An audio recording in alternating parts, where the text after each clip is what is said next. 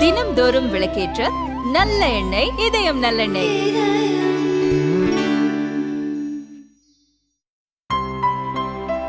இனிமே கண்ணை மூடிட்டு கடலை எண்ணெய் வாங்கலாம். ஏன்னா மந்த்ரா கடலை எண்ணெய் இதயத்தின் தயாரிப்பு.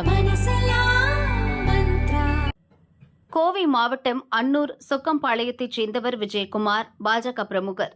நிலம் வாங்குவதற்காக வீட்டில் வைத்திருந்த 1,50,00,000 ரூபாய் பணம், 9 சவரன் நகைகளை மர்ம நபர்கள் திருடிச் சென்றதாக போலீசில் புகார் அளித்தார் விஜயகுமார். மேட்டுப்பாளையம் டிஎஸ்பி பாலாஜி தலைமையிலான போலீசார் விசாரணை நடத்தினர்.